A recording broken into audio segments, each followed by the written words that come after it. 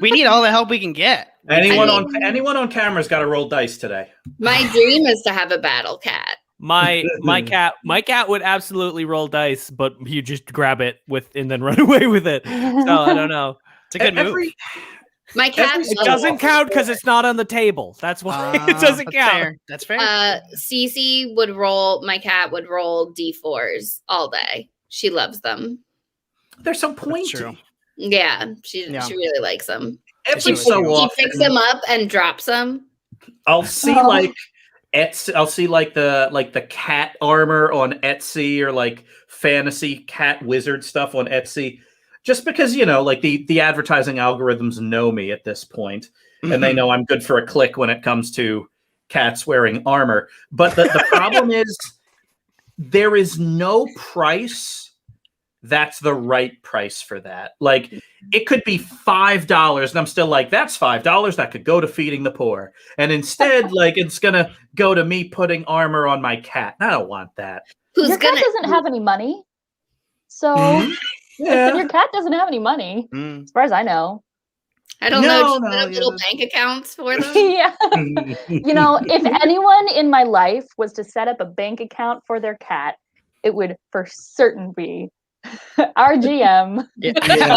I don't want my cats to be given armor that could be spent helping people. But if they can earn their own armor, then that's a different story. Oh, by all means, if they want to make their way in the world, they are more than welcome to do it. I just, are we live? We're live, right? I think we're live. Absolutely. I think we are definitely live and talking about this. The people need to hear what we're saying about. I'm sorry. That's why we're live. Never mind. This is important content. Yeah. Speaking of which, hello, Internet. This is Knights of Prospect, an improvised role-playing adventure. We just wanted you to hear our thoughts about cat armor. It's incredibly important. I'm Whitney Hawkins. I play Hazel Pippet, your friendly halfling mountain druid.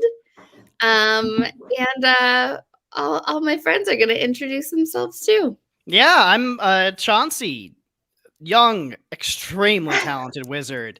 I am a very for cat armor. Yes. Yeah. And I'm also Sam Hoare sometimes. I am Samantha Levangie. I play Winnie, no last name, who is a bard who, I guess the most recent thing she did, aside from participate in the last battle through Serpico, was to come out of the odd town we were all mentally trapped in. I think she's probably still like a little like questioning of her environment and surroundings after that betrayal. I'm still questioning my environment and surroundings after that episode. After reading the summary, so am I. If you all decided to stay in that fiction, we'd be starting fresh. Oh man, that'd be cool. It'd be something else. I'm Rob Mulligan. I play Ronaldo Francis Mackay IV, the foppish nobleman who is a bard, and there are three other Ronaldo Francis Mackays before him. Mm-hmm. At least one of them is evil. At least. And the last thing he did was reluctantly make a duck a mayor. So that is oh wow. That was like, what did I last do? Oh yeah. The most important thing that's ever happened on the show. I can't wait to go back and find out how well managed that town is. You know what? Sometimes all you need is a mayor that believes in themselves. Do they need to speak more than quacks? Not necessarily.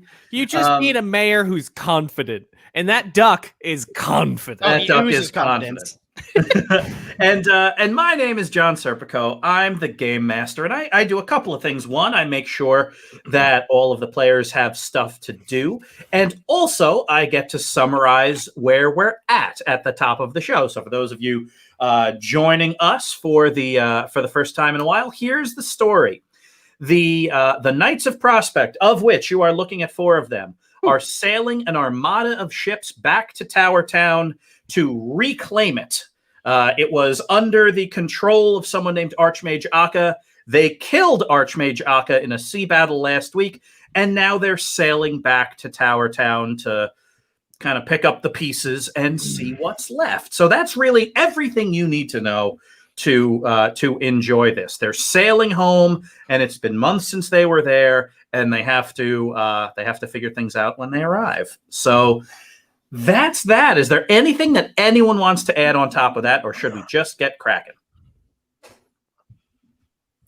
Let's get cracking. Yeah. We're getting cracking. All right, here it is. Oh God, So- a kraken out of the blue. Not Oh, again. no. Ah. All right. So anyway, let's begin.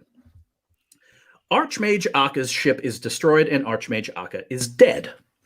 The price of victory, though, was very high. One of your ships has been destroyed. Gregory, Hazel, Thudmeric, Vil, and Raz are all injured, some of them badly, as were many of the knights that stayed on your ship, your flagship, the Hunter, to defend it. But the day is yours. Tobias, your leader and the person that's essentially organizing this big return trip, gathers all of you below decks, where more or less the entirety of the Hunter's mid-deck has been converted into a field hospital. And, he addresses all of you. Some of you are, in hammocks covered in various unguents that Vil covered you in. Some of you are fresh out of semi-magical done at sea surgery, which is not great.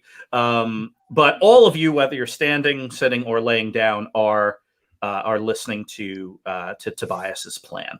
I wasn't even injured. Why am I covered in salves? I didn't want this. Give me some of yours. Oh, It smells great. Feels good. I feel like I'm glowing. That's feel nice. Thank you, Vil. This You're reminds welcome. me of all the times that I bathed in a swamp. It's great. Wow. Yeah, so that the great unifier down here is that everyone smells horrendous and is on the mend, even those that weren't hurt to begin with. But Tobias gathers all of you around and says, "All right, everyone, with Archmage Akka destroyed, this changes our plans.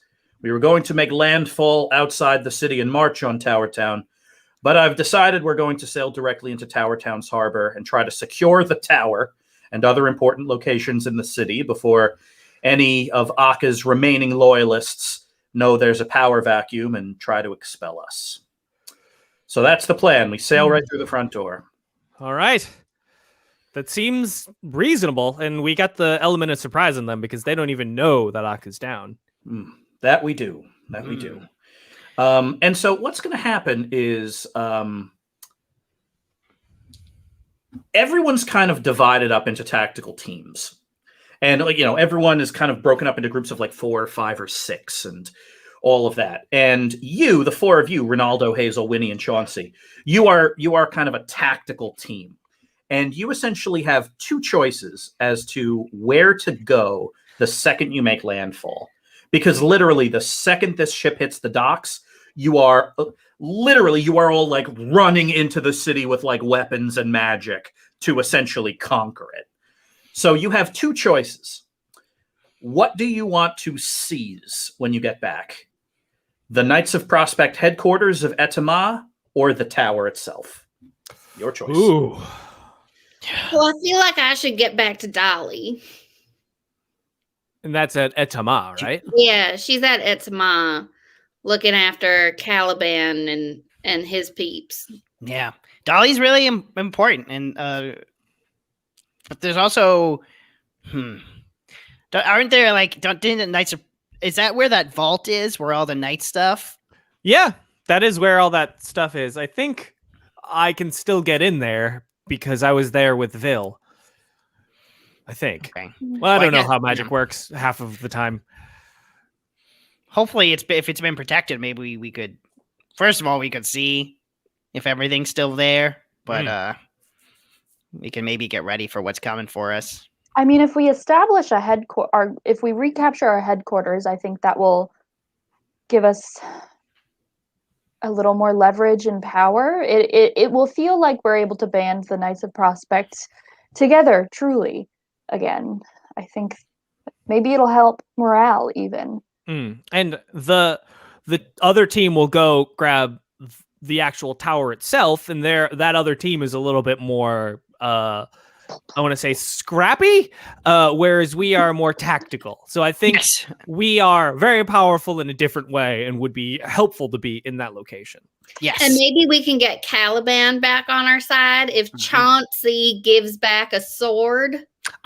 He hasn't said anything to me, so I assume he doesn't miss it. Because you took his sword and then went to a different country. Have you had a chance to talk to him about it? I'll ask. Yeah, he sounds like a real open communicator. I'll ask if he wants it back. I would ask for forgiveness before you ask for anything else. He has like so many swords, probably. He probably like stole a bunch, and this is like... He carries like 4 swords. I will tell you this. I'm not going to help you if he comes for you, because you deserve a little bit of punishment. Oh, yeah, me. Punishment? Oh, for taking the sword. For nothing else? I don't... Do you? We don't need to tally all of the things that you may or may not require punishment for. Let's actually first see how this plays out and where that giant octopus that you tried to summon is. It feels like we're tallying the things that I need punishment for now. I definitely have a list of things that Chauncey will eventually answer for. I can make my own list. I'll take out just a piece of paper and write Winnie on top and start staring at her. Winnie is just keeping the list so that she can write a song to keep track of all the things you've done wrong. Oh, I keep a detailed list of everyone's deeds. It's just my deeds. I throw the paper into the air. Well, that's very kind of you. I do appreciate that. I do so many things. It is hard for me to keep track of. The song is currently titled "With Reckless Abandon." Wow. That's pretty cool. That is really cool. Yeah.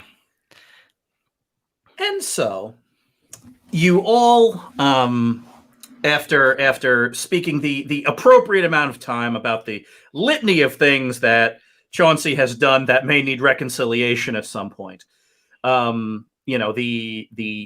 days pass and you heal up, and by the time you see Tower Town on the eastern horizon, you are all kind of ready for action.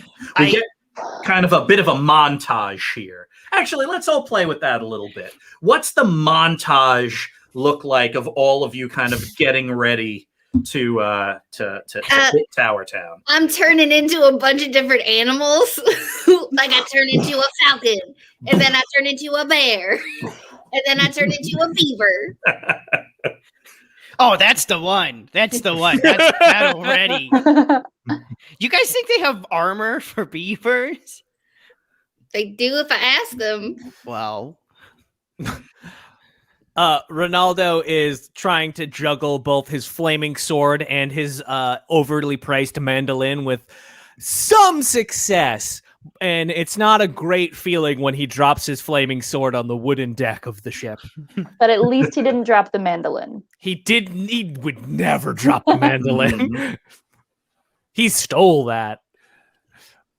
So Winnie is doing vocal warm-ups that she does every morning, of course.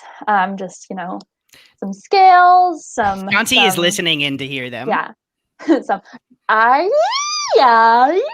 Yeah. Beautiful. Yeah. Just, stretching up those muscles. And also she checks in with everyone in her little squad. Because, she might want to form a bond with one of you during this battle. And she's thinking about who she might want to potentially be tethered to in battle. Hazel has this conversation with Winnie in beaver form and is just nodding and listening. So what do you think you have to offer? What are your skills exactly? If I got linked to you, would I be able to turn into a beaver? Oh, I mean, you sure could try. Have you studied beavers much? I don't know how this works. I've never used this ability of mine. That's how druid magic works. You have to study something. Oh. Yeah, it's a bummer. I kind of wish I could just throw fireballs like Chauncey does. Oh. Well, all right. I burst through the door. Oh, fireballs like Chauncey does. Just one good reason to magically bond with Chauncey. Reason number 2. Chauncey, were you listening at the door? Yes. I told you not to do that. Which brings me to reason number 2. I'm wily. I'm quick on my feet. I take information and I use it right away. Actually, Winnie, roll 2d6 plus your wisdom, and I'll give you a +1 on top of that. 8. Okay. You're thinking more about this because it is literally the dawn of what may well be a day of battle. And so, you're going through interviews and you're thinking, okay, well, how does this actually work?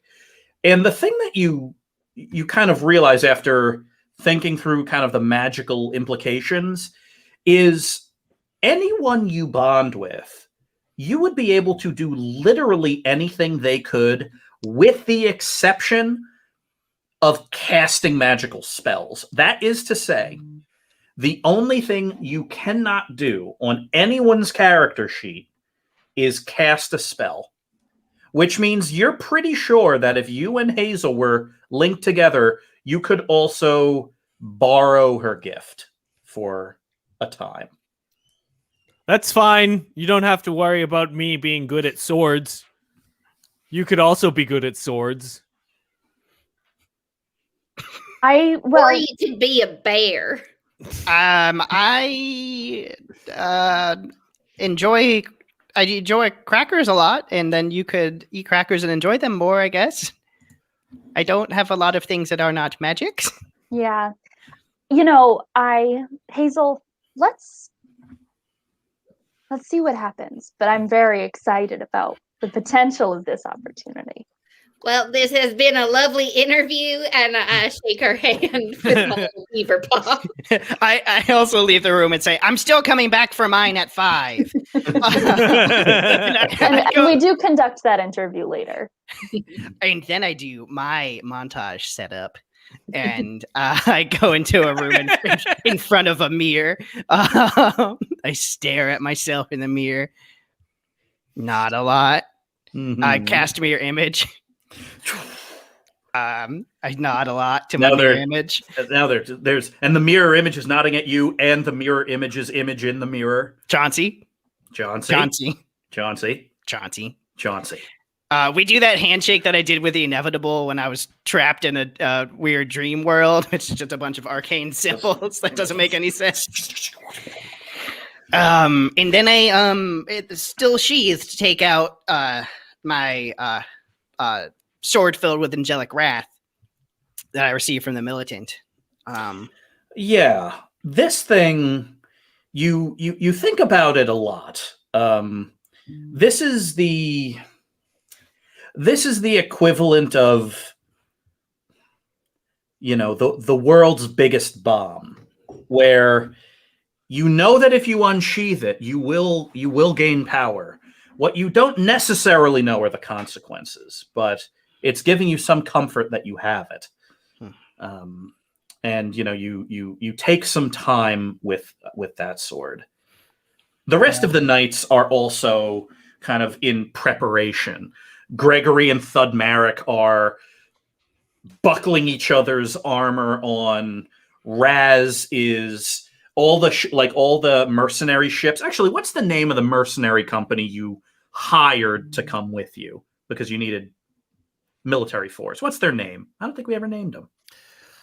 Green Capes. The Green Capes. So on your remaining ships, they're all sailing behind the hunter, and Raz is on the back of the ships, like with his hands out, like giving a benediction to all of the Green Capes that are on these other ships. And it's like a lot of call and response type stuff. And all the various mages and everybody else are just in preparation and in kind of solemn solemn silence, really, as they're kind of getting their minds right for battle. And with that, you sail into Tower Town proper. And, there's a great big lighthouse that sits on an island right outside of Tower Town. And you sail past it. And you thought, well, okay, if something bad would happen, there would be some like battle mages up there hitting us with fire. And that's not happening.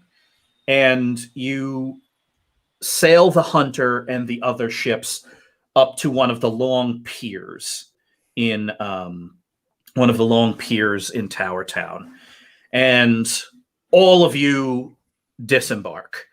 And the four of you, everyone just like Gregory is essentially in military command, and he's just like, "All right, Etama, go, go, go, go, go!" And you all start running, and all the like Vil and Raz are preparing to get onto the tower grounds, and everybody else is like sprinting out through the city, and you all kind of take off like a shot towards Etama.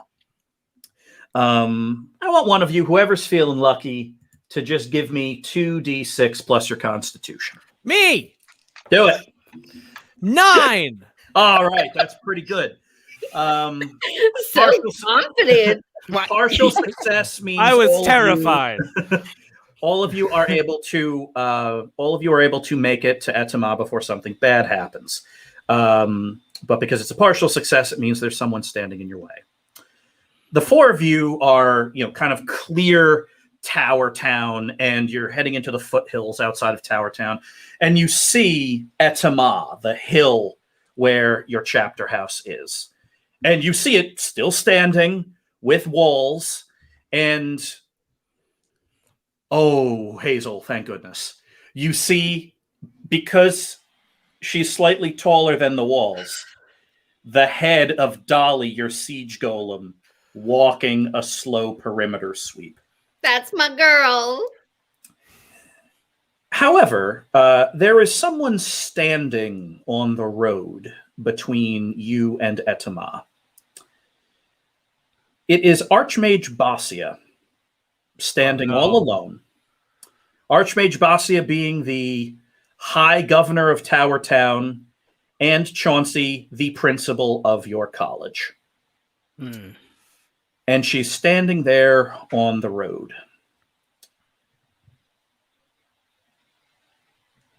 But Principal Basia? The Knights of Prospect have returned. We are here to continue to save the day. Save the day from what exactly? I usually have note cards prepared for situations like this. So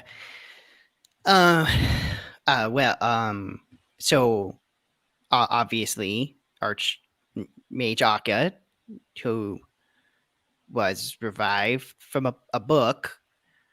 I don't know how much you knew about that, but had struck an evil accord, right, with the inevitable to be reborn. Does it, guys? This is my principal. This is really hard for me right now. You've got this. All right. You're doing great. I can.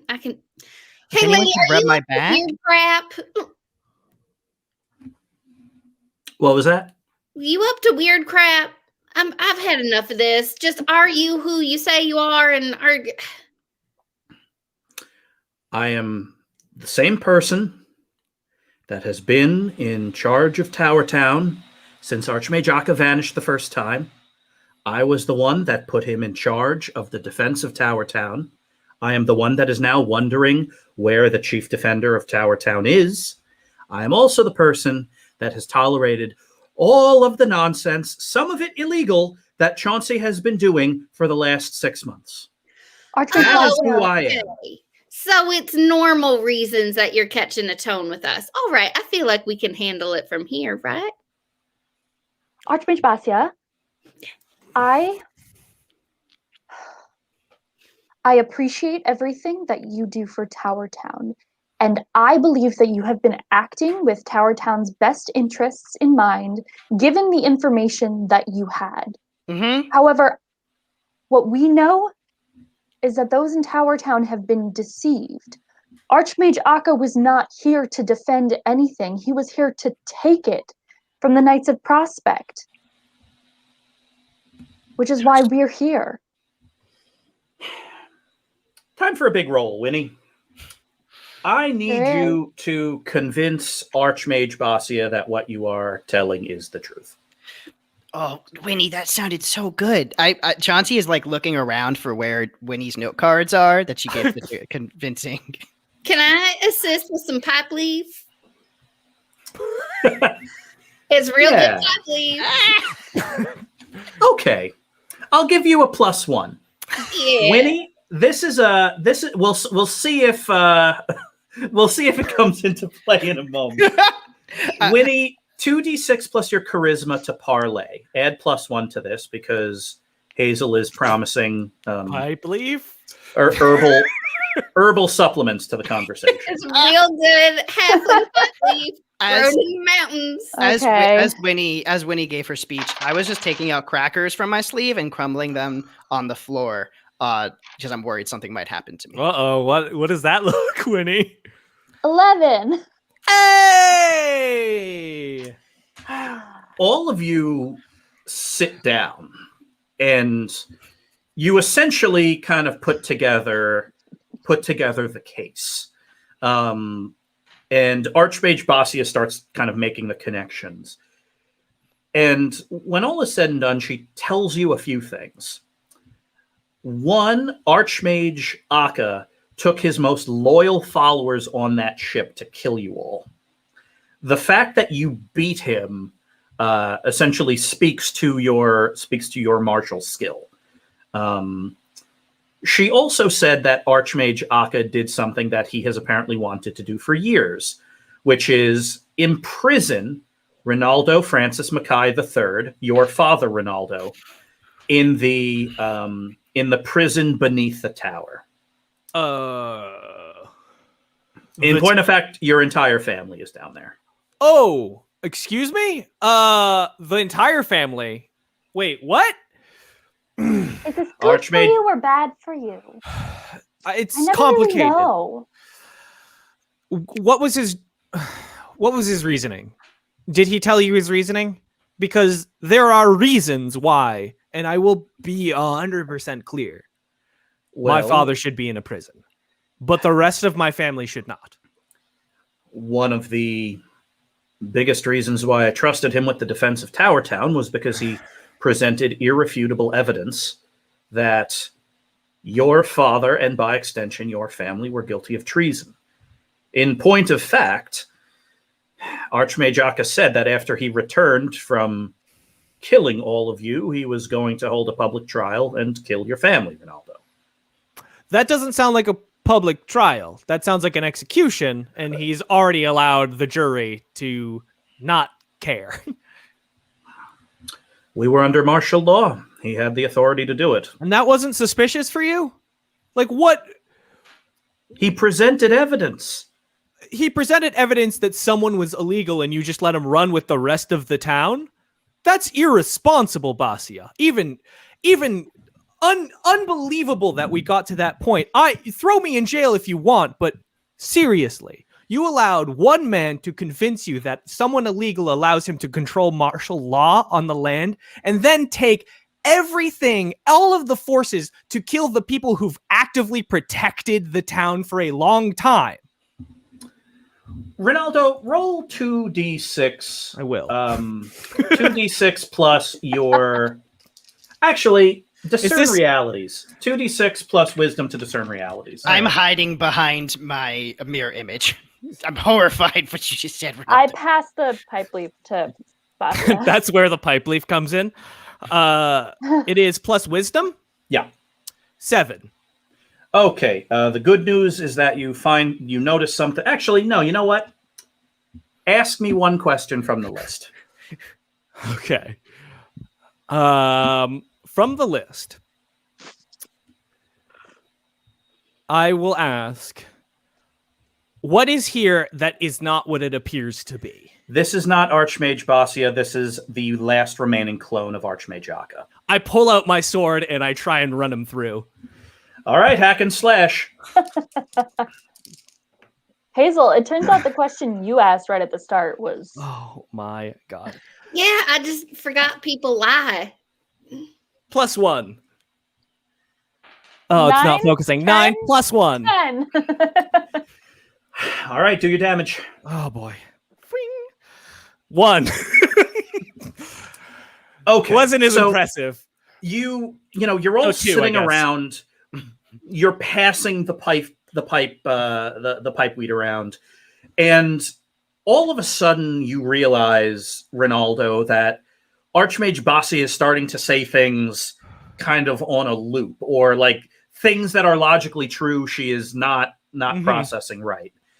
And it becomes very, very clear to you what is probably at play right now. Your father and family are probably imprisoned beneath the tower. Also down there is probably the real Archmage Basia. Mm-hmm. You get up, draw your flaming sword, sprint forward, and Chauncey, from your perspective, Ronaldo runs up and stabs your principal in the stomach. I'm never going to graduate. Archmage Basia kind of gets up, and within a second, the illusion that she is in fact Archmage Basia goes away, and it's a clone of Archmage Akka. Okay. We've Well- killed you once, Into we'll a kill you bear. again. I was hoping I could have kept you occupied a little longer. Hazel, you turn into a bear. Roll it. All right.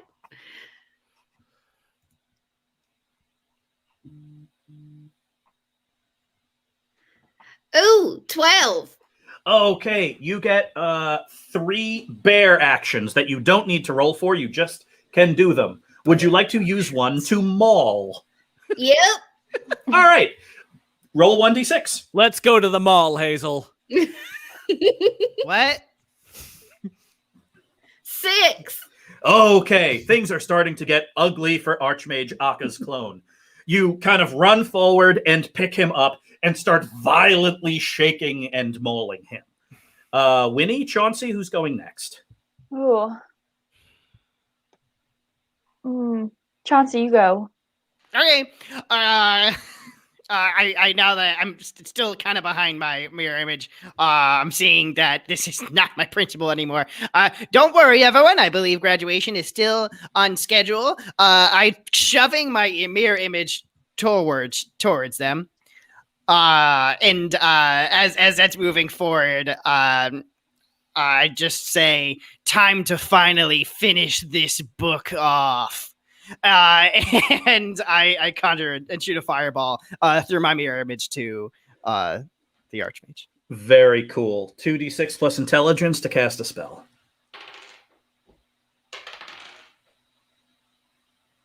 9. All right, partial success. Yeah, let's do it this way. You kind of start saying these ominous things. Your mirror image starts saying these ominous things. Your mirror image starts summoning a fireball, and this last fragment of Archmage Akka looks at you, Chauncey. This could have worked out so well. And you, as the fireball leaves your mirror image's hands and kind of arcs towards him, he pulls a whistle from around his neck and blows into it. That is, in point of fact, the last thing that he does. Let's go back to the harbor of Tower Town. The ships are bobbing up and down. The Hunter is moored along the shore. Gregory, who is currently on the pier organizing the disembarkation of the Green Capes, looks out at the deep harbor of Tower Town, just watching gangplank after gangplank just fill with mercenaries walking down to take your city. The Tower Town harbor is a naturally deep harbor, protected by rises of land, which probably is why the elves built the tower here 1,000 or so years ago. In the middle of this harbor is a rippling in the water that soon turns into a churning, then a water spout, then tentacles, Oh no. a writhing mass of tentacles, red, whipping tentacles, each the size of a building. What could this be? The immense form surfaces fleshy and bulbous, with a giant ear on its back. Madam Why is that there? Octopus. What purpose does that ear serve? To hear her enemies, Ronaldo. What? One of the tentacles lashes towards the hunter and wraps itself around the mainmast Oh. and pulls it out like a carrot from the ground. Oh. The Strategos runs up from below decks and calls for the abandoning of his beloved ship. No. Gregory starts sprinting the mercenaries into the city, just as Madam Octopus smashes down with her tentacles and rips the Madam. hunter in half. Hazel, can Yeah. Dolly swim? Oh, I never asked her. But Because yeah, I guess it's time we find out. roughly the same size-ish, maybe smaller, which is horrifying. Okay, so here's what we're going to deal with here. Madam Octopus, the thing that Chauncey tried to summon months ago, that was essentially kidnapped mid-summon by Archmage Akka, has been fed magical power ever since then. Archmage Akka's last line of defense is this octopus. It is, aside from the tower itself, the biggest thing in the city. So what you all choose to do about that is up to you completely. What I will say is that whenever you fail, whenever you decide on something that may not work, whenever you are anything less than decisive, something you love in Tower Town gets destroyed. Oh boy. So, with that, what do you all do about the giant magical horror that is slowly slithering onto land? Hazel, I would very much love to form an unbreakable bond with you right this second. Okie dokie. I'm thinking Falcon, and then I poke its eye out. Winnie? Nothing for good at eyes. All right, let's roll it. Winnie, this is the first time you're doing it. Let's hope Yep. it works. 2d6 plus Constitution. Chauncey, can you make me very loud? Is that a thing you can do as a wizard? I could probably help get you a little bit louder. I could make it real big too. That Well, would make it real loud. well. All right, we're going to hold there. 10. Winnie, what'd you get? 10, 10, 10, All right, 10, 10, fantastic. 10, 10. Hazel's I have. like crying a little bit. She's real proud. What does it look like and sound like and frankly feel like, Winnie, when you form an unbreakable bond with someone? I go over to Hazel. I adopt a little bit of her accent because a little piece of her soul is transferring from her into me and vice Beautiful. versa. I hold Yeah, her I'm hand. a little more punk rock. That was definitely Winnie's brand before this moment and will forever be Winnie's brand. Wow, We- Hazel wears her base so low now. It's almost, and even like visually, it's almost like there's a haze where like if you looked at one of us out of the corner of their eye, you might not be able to tell which one of us is which. Directly on you can tell, but now we are combined. We are superheroes. We're Winnazel. One nasal or a hinny. No. Either one works, really. It is the two of you are sharing thoughts and sharing this sense of purpose now and skills. you can now do the things the other people can do. You can do what the other person can. So we'll get back to what happened. So Winnie, that's your move. Ronaldo, ask Chauncey what you were about to ask him. Can you make me really loud? And I think you said you can just make me really big. Big's my specialty. You want to punch this like Raz punched a Kraken? Kind of. I didn't want to before, but now I kind of do. It's fun. Okay. I think. But yes. So I want you to do that to me because I want to insult it. But also, I just want to say, don't pull out that sword unless it looks like I'm going to die. Promise me that. I don't think he minds that I took it. I don't think he'll No, mind. no. The other sword. The scarier sword. Oh, the one if I use it, I owe a great debt to an angel? Yeah. Only pull that out in case everything looks like it's going bad. Thank you for permission. You're like, if I'm going to die, it's a last-ditch effort. I write down on a sticky note, Ronaldo said it's okay to use the sword. If I'm going to die, please put that on that sticky note. I didn't see that put on the sticky note, Chauncey. I'm out of ink. It's okay. No, it's not okay. Listen. I'd write it on the ink. Okay. And just, I don't know how this is going to feel. And I'm not it feels bad. Ready? All right. Here's how this is going to work. We're going to roll to cast the spell. On a full success, Ronaldo will be both very big and very loud. On a partial success, he will only be one of those two. With that, Chauncey, roll your growth spell. Awesome.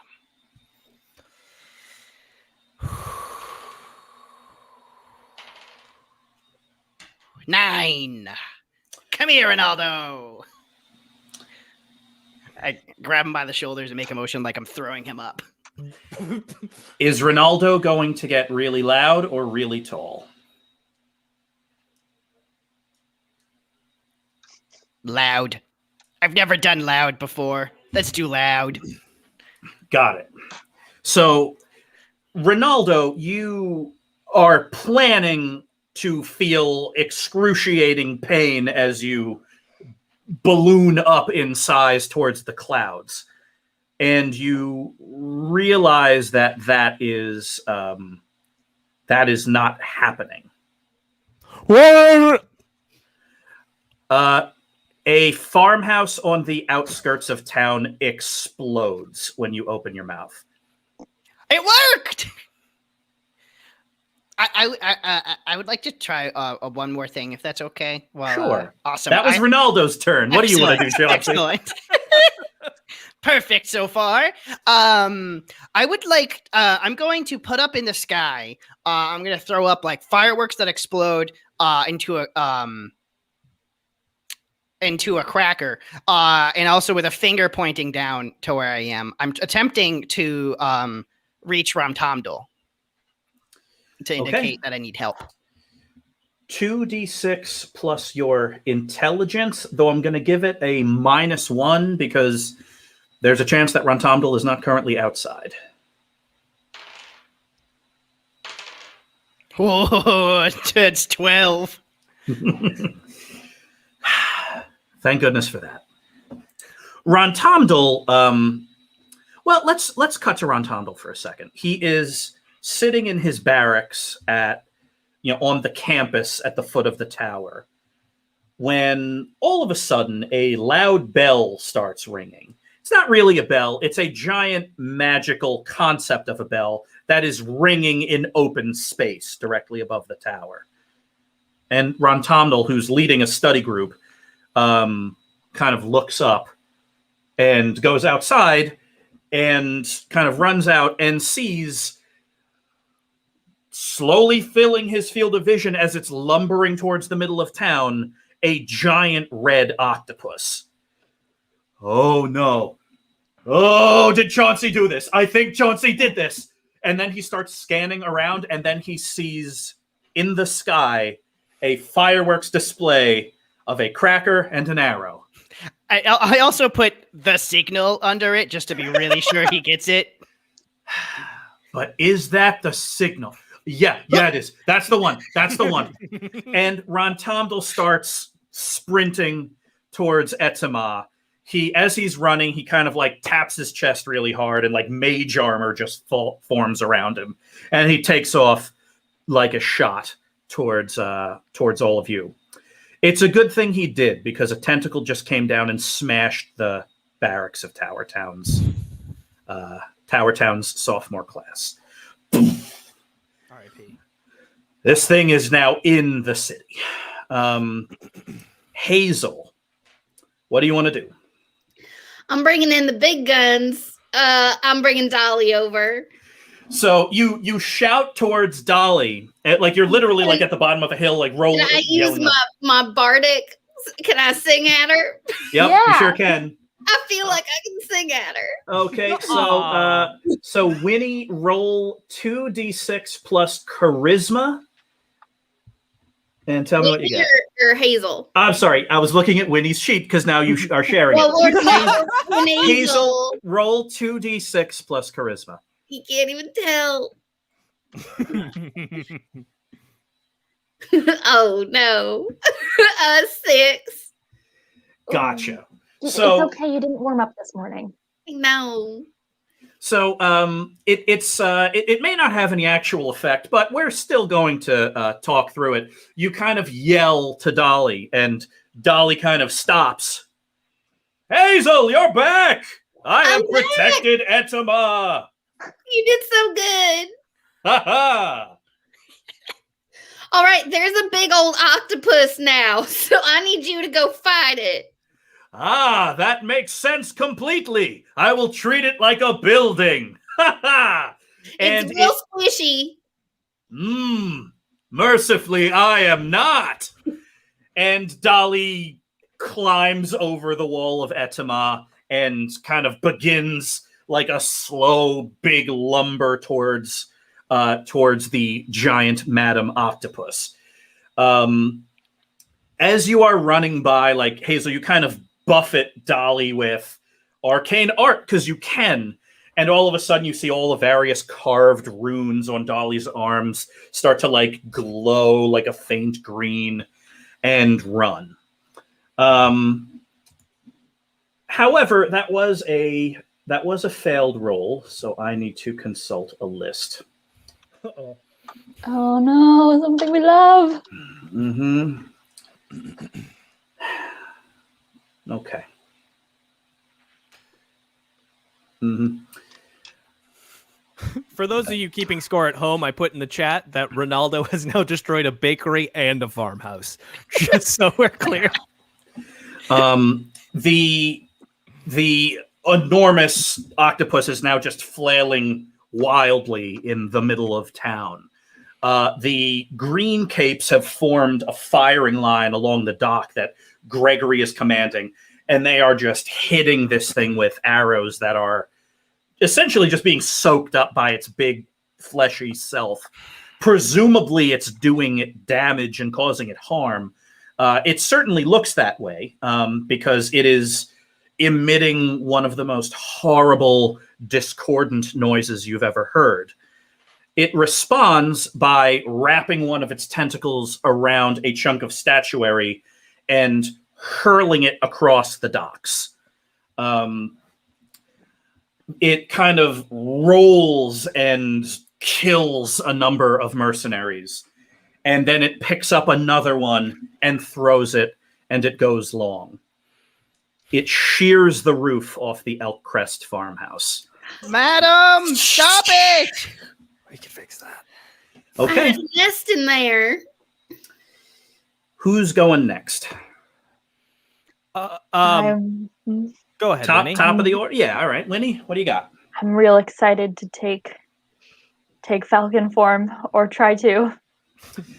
All right, Winnie. I'm looking at Hazel's sheet. 2d6 plus your Wisdom. 2d6 plus your wisdom. Yes. 11. You can now do 3 things as a falcon. Here's what I'm going to do, by the way. I'm going to tell you how many hit points Madam Octopus has. She started with exactly 100. She is now at 92. Winnie, you kind of kneel down and you know how this works. You don't know how you know this works, but you get down low and kind of the earth rises around you and you feel yourself shrink down is not the right word. It feels like the true you has been trapped in stone until this moment. And all of the superfluous stone falls away, revealing who you are meant to be, a falcon. And you take off towards the sky, and you're arcing through the city. The wind is whipping past you. Madam Octopus looms large, and as it is destroying an administrative building. And you aim for one of its eyes. And with a thundering dive bomb, you tear one of its giant, milky, awful eyes open. I want you to roll, because you were going for the eyes, and that's really smart, 2d6 damage. Ooh, that one fell off. 6. Okay. Madam Octopus, 86 hit points between here and eternity. Who's next?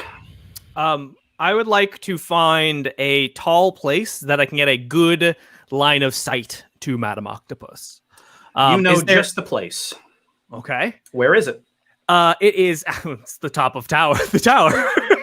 So it's going to be a bit for me to get there, I assume. Fair enough. I don't know if there's any bad guys in the way from like Akka's remaining loyalists who are just confused and still trying to stop us. Well, this roll is going to tell us that. Let's yeah. have you roll 2d6 plus your constitution. No boy. 8. Okay. Yeah.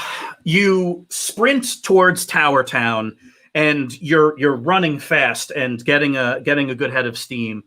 And you get into tower, and the whole essentially the tower is surrounded by a wall, and in that wall is a courtyard where there are administrative buildings and political buildings and dormitories, which are now destroyed. And you run into the tower. And there is a silver helmet there, one of Akka's battle mages, who is literally just keeping people out. And you run up, and he says, "Hold! Only official business during a time of martial law." I pull out my mandolin, I strum it really quickly, and I say, "No." Very loud voice. I don't know what bardic magic is going to do. Let's experiment. Yep. Let's go ahead and do 2d6 plus your charisma, please. Yeah. That good. Yep. Ooh. That's a 5. All right. We got good news. We got bad news. The good news is that he immediately explodes into a fine mist. Oh! I don't say that out loud. The bad news is that everything behind him in the tower gets damaged. Essentially, you hit the thing like a tuning fork. And Madam Octopus, through her one good eye, looks at the tower. All right. Well, you're there. So the next time you act, you're going to be up top. Great. Who's great. next? Never better. All right. I'm going to have Dolly hit her with the war ram. Gotcha. So Dolly, who is a siege golem, has siege weaponry. And Sure does. Yeah. And that includes essentially a giant battering ram. Let's have Dolly roll hack and slash. And that's going to be 2d6 plus Dolly's strength. all right. And her strength is 4. Yeah, Dolly's very good at this. She real strong. She got a 9. Okie dokie. This is exactly the right tool for the job. So the War Ram can only be used against buildings or other large structures. Mercifully, Madam Octopus counts. Roll 4d8 damage as Dolly tries to lay siege to this. Actually, yeah, you rolled roll 48 damage. 48, that's 18. Ooh, that's pretty good. 68 hit points between here and eternity. Dolly takes damage in return because that was a partial success, right? You rolled a 9.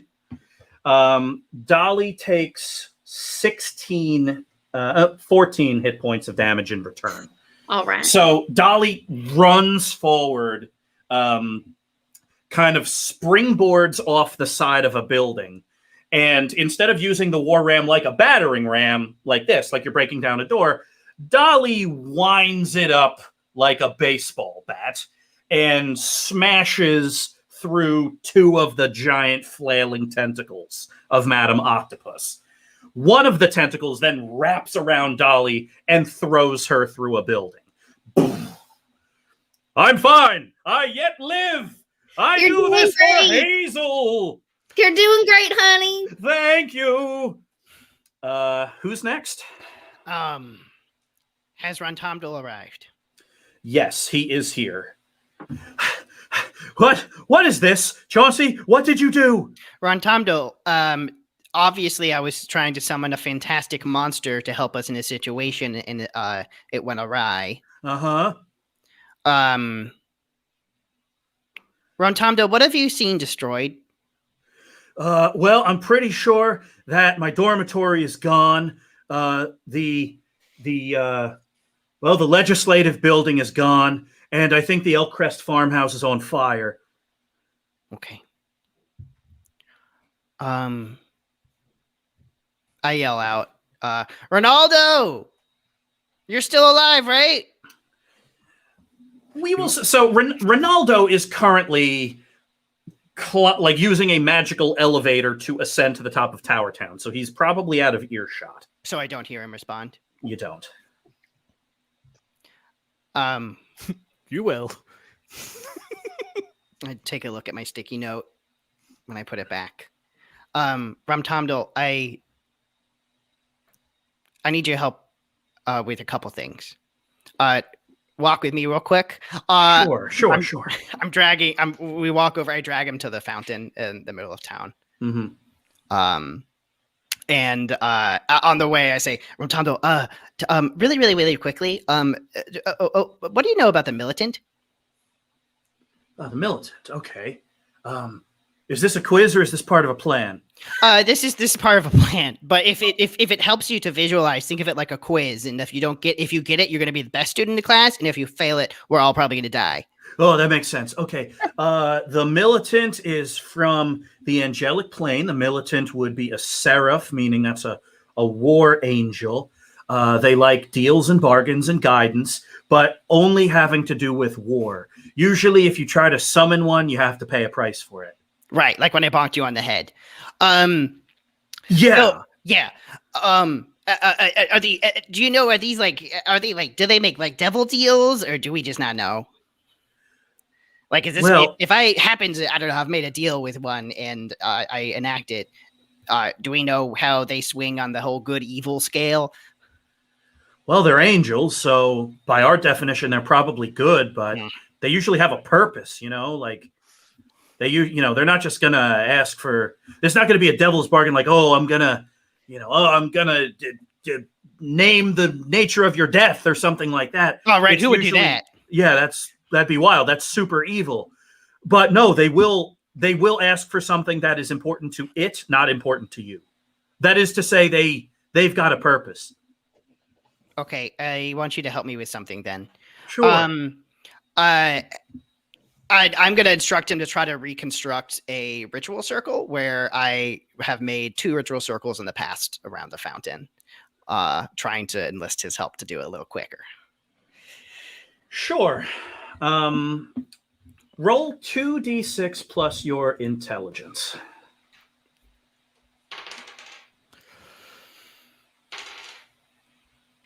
Nine. Okay. So this is going to be ritual magic, and you want it done quickly. So I'm going to give you a condition for it. Yeah. You're going to need to do. You've got a choice here. It's either whatever you're going to do is either going to be weaker than you want it to be. Whatever it is going to be weaker than you want it to be, or you're going to have to disenchant something to do it.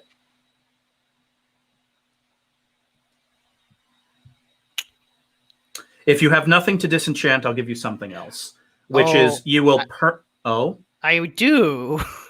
um.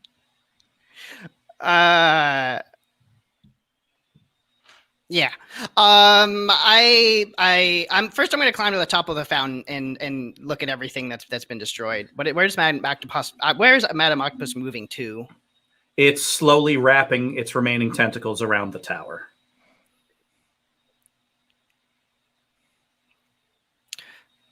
I'm gonna attempt to wipe away all of Akka's magic from Madam Octopus.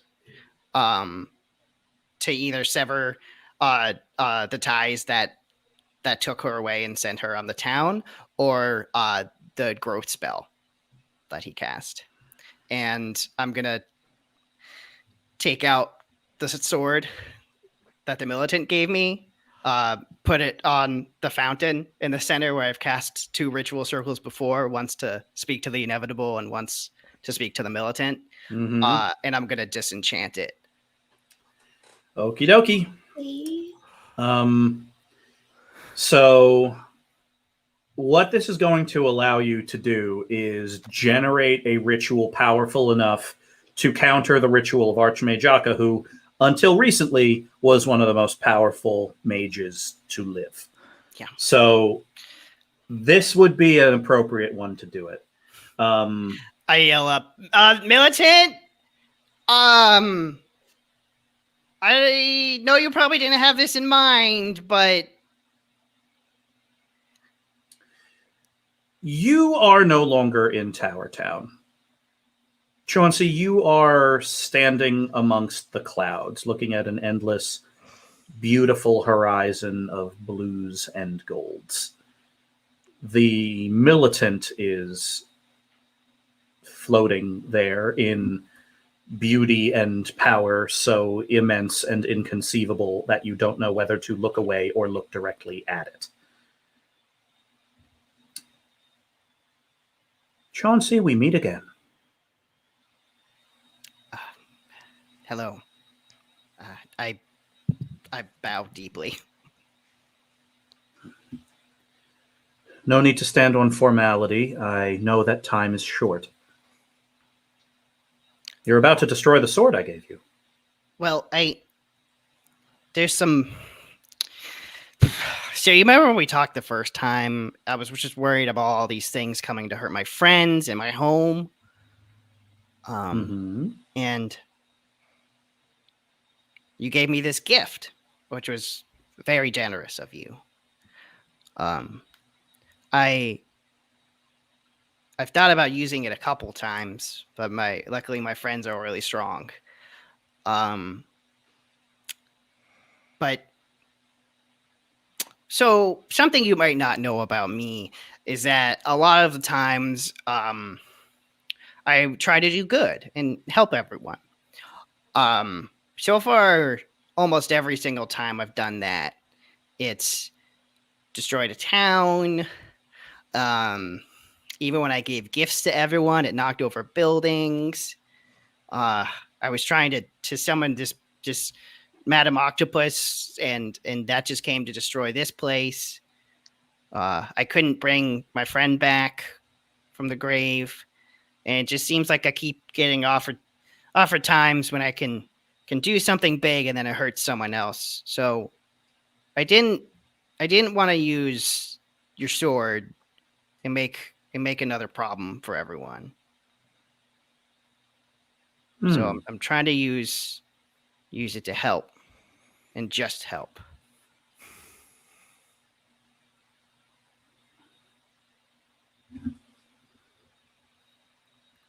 Do you like being a wizard, Chauncey? I do. It's I like learning new spells and powerful magics and things that I can do to help my friends. It's funny. I know I do all those things, and they all think I'm silly because of it. But I know that if I wasn't here, I couldn't defend them from things like this. So I like the power to help everyone around me. You like having the power, but when you have it, you make choices that push the power beyond your ability to control it. Yeah. The great irony of the human condition, I suppose. Yeah. You're wow. I haven't spoken to any other Seraphim before, but you seem extremely wise about these things. Well, I am wise in the ways of war, I suppose. And part of being wise in that way is to understand power. Is there another power that I might be able to use to help my friends? I don't have to worry about blowing everything up or summoning an octopus that attacks my town. There is.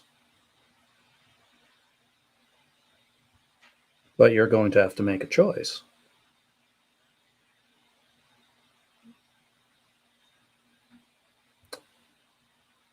If you believe that your path forward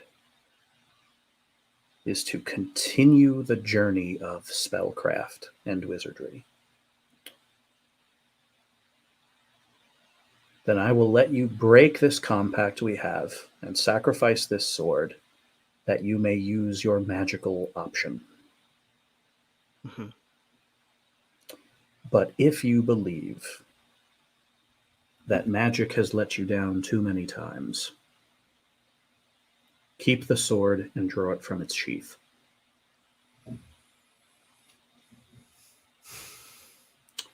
And with that, you are standing on top of a fountain. Dealer's choice. You don't even need to roll. If you sacrifice the sword, your spell is going to work.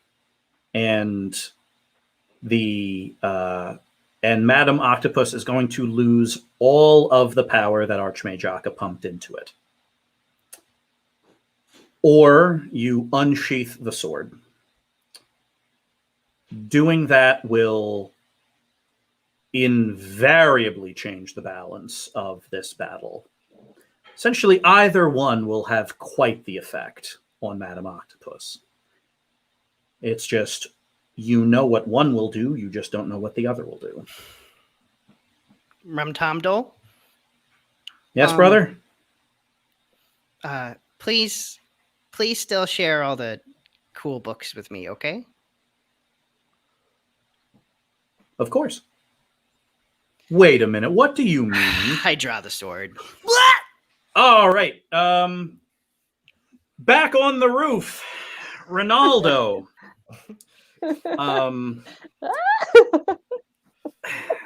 What do you do?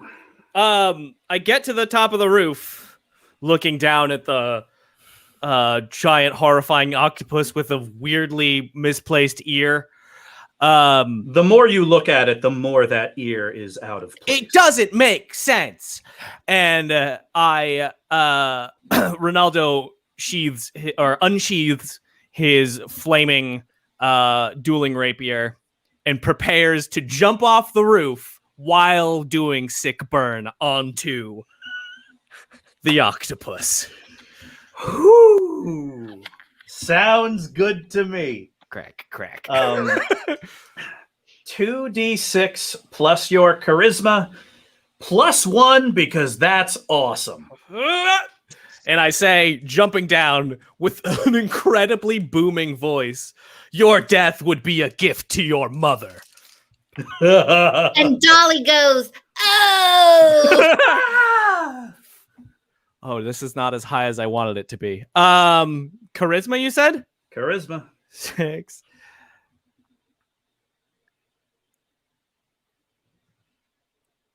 $10. Woo! Ooh, took That the plus long route, one. huh? That plus 1. I was about to be inside of a beak.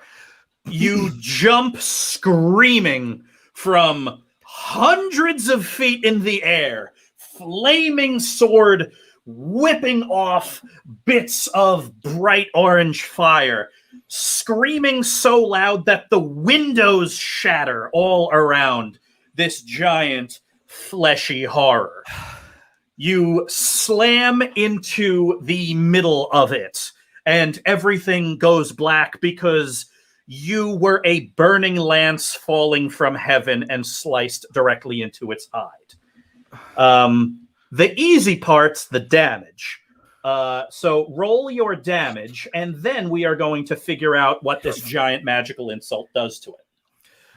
I roll 3 plus 1, 4. Beautiful.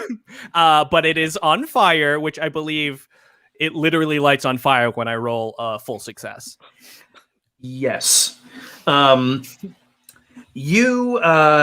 You plunge into its gullet, and all of a sudden, you are in the middle of a giant burning digestive system. Gross. And you're just hacking. You're just hacking at things in here. It dawns on you that you don't know the way out because you're just in a giant esophagus, maybe, and you're just wildly swinging and just carving up the inside of it. Here's what that does. Well, several things. One, Madam Octopus is now entirely focused on you, Ronaldo. It Great. will destroy nothing else.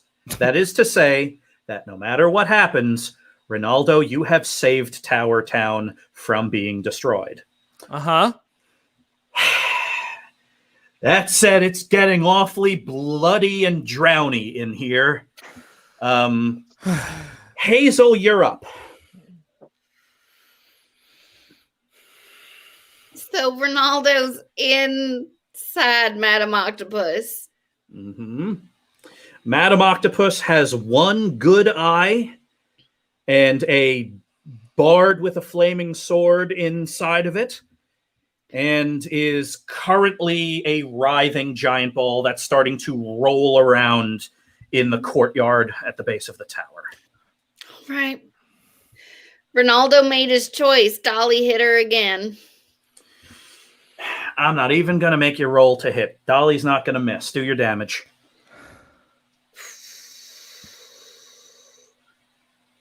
25. Oh my god.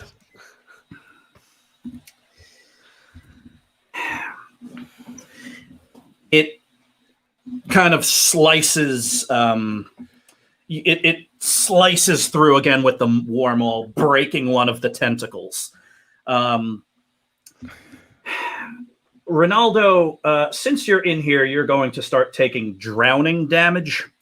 So every time someone does something, I need you to roll a d6 and tell me what that is. Okay. Is high or low good? Low's great. Oh, good one. All right, terrific. I've updated your character sheet with your current hit points. That's not, okay. You're starting to run out of air. And you're you're doing damage in here, but you're starting to run out of air. Mm-hmm. Winnie, you're up. All right. Well, I am Falcon. Here we go. When a while ago, when I went into a cave, I was told that I would always have to help the helpless. And does Ronaldo currently count as pretty dang helpless? Yeah, I'd say so. Okay. Well, as this falcon, I'm going to swoop in towards that area that has currently been, whatever his entry point was in the flesh, the cut in the going there as falcon, and I'm gonna try my best to get him out. Or I'm gonna get in and can I turn into a bear? Can I turn into another animal once I'm in there? Yeah, I'll let you roll for that. Cool. Otherwise, I'm just gonna do that and help. That's currently what I think. But I get +1 because I'm helping the helpless. What am I rolling? Is this for wisdom? So what? Well, what do you want to do? Do you want to get in there and turn into a bear? Well, I want to get in there, see if I can take him out as a falcon first. Let's deal with that first. Yeah. Okay. Give me two. Ooh, this is a tricky one. Give me 2d6 plus your dexterity. It's a hard roll though. So I'm gonna say 2d6 plus your dexterity, +1 for helping the helpless, but -2 because you're essentially going to fly into a giant balloon full of guts looking for a small burning person. Okay. 9. All right. So I'm going to give you a choice. You are either going to stop Ronaldo from taking damage right now, or you can do bear damage to Madam Octopus. Your choice. Bear damage. Oh, Sorry, Ronaldo. Always bear damage. Always bear damage. I'm assuming that this will work out better in the long run. yeah. Give me 2d6. Okay. 8. Okay. And Ronaldo, give me 1d6. You are still drowning. 3. All right. Ouch. I mean, yeah, Chauncey, we're going to hold off on you for a moment. Hazel, back to you. Yeah. Oh, did the last time when Dolly rolled, was that a partial success? You didn't have me roll for her. Oh, that's right. Okay, I will this time though. If you are using the Dolly option, if you're doing something else, by all means. So now I got two people in there. So I'm gonna ask the wind for a big favor. Can you go into that little cut and kind of blow up the octopus like a balloon?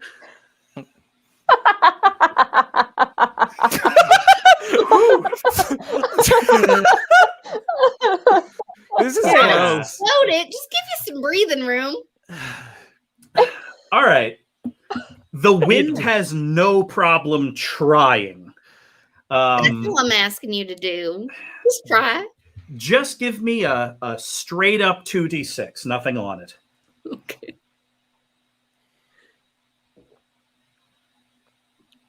Just a very bloated octopus, 11. Woo! And so you summon the winds, and a giant buffeting wind blows through Tower Town, and like a kite catching a breeze, the awful opened up maw that Ronaldo and Winnie are currently wreaking havoc inside starts to slowly expand and catch air. This is tricky though. Good job, wind. Yeah.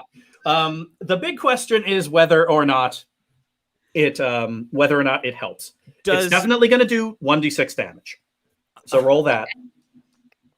Does it give me a little bit of air to get out of the water or out of the bloody insides? Hazel, what's your damage? 4. Okay. You Ronaldo. said 1d6, right? Yeah. Yeah, 4. Ronaldo, that's up to you.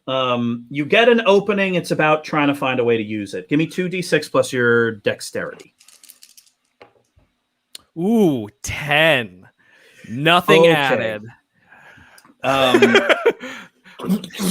You just start kind of crawling and slicing and hacking your way, and from Gregory's perspective, this thing is now not actively destroying the tower, but its flailing limbs are now still destroying the road, hurling civilians around. So this thing is now manic and wild. And so Gregory's about to order another fusillade of arrows. Aim for its giant maw, its giant beaked maw. And then as he's saying that, he sees your blood-covered head pop out.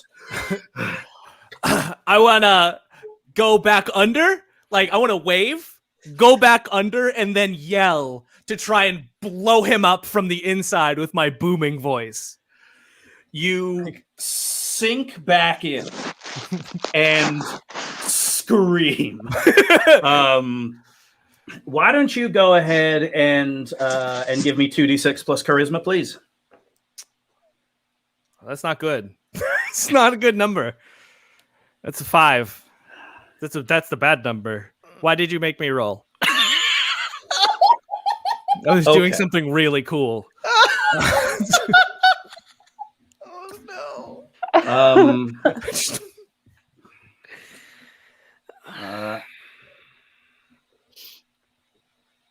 Roll 2d8 damage. This is essentially siege damage.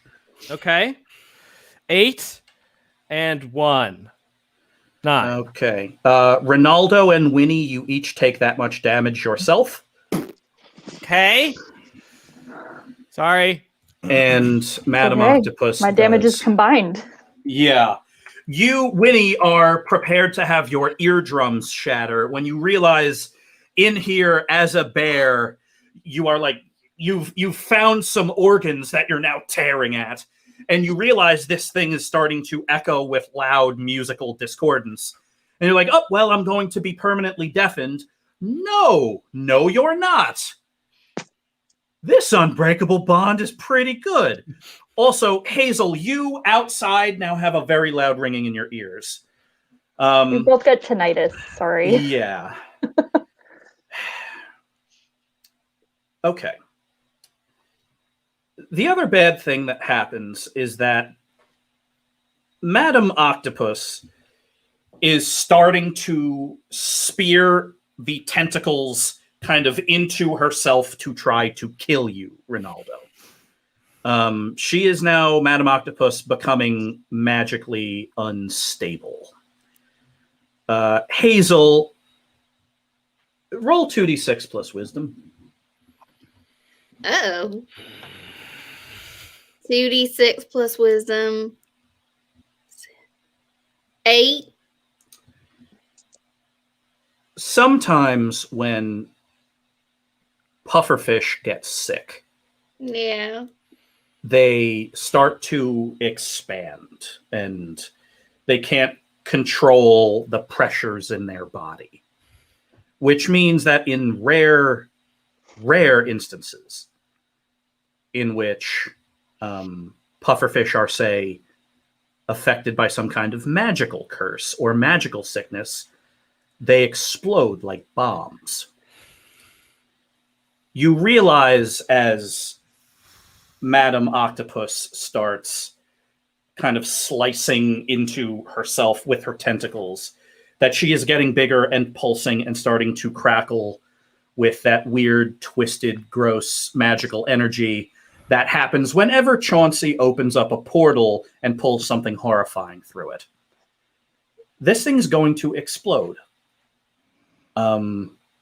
And it's going to level half of Tower Town. Chauncey.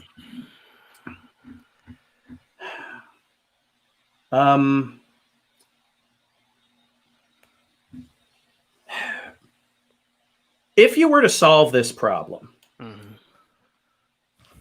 would you solve it with a holy blade or with the air and sky?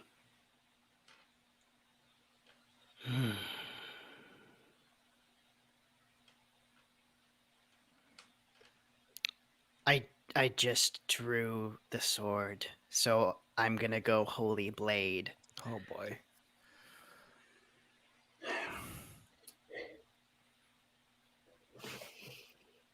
You hear it as if it is at a great distance. Hazel, Ronaldo, Winnie, even though the two of you are inside it, you hear it as if it's a great distance. It sounds like a choir singing. A song that makes everything else more quiet. Time kind of slows down a little bit. And suddenly, Winnie, Ronaldo, you both look in the darkness that you're hacking and slashing at. There is this sliver of light. Bright, beautiful, bluish light. And it opens up like a door, and the two of you kind of tumble out of it. This thing is now pulsing. It's starting to convulse in size and get bigger and smaller and back and forth and back and forth. And, you all scramble away because Ronaldo and Winnie, you're both bards. Winnie, you are a bard among other things right now. You both Bear start bard. a bird bard. You both start filling the air with retreat and fall back. And so everyone here, the green capes, the citizens, the silver helmets that have turned to your side, everybody starts running away from this giant magical bomb. You don't know if they will get far enough away.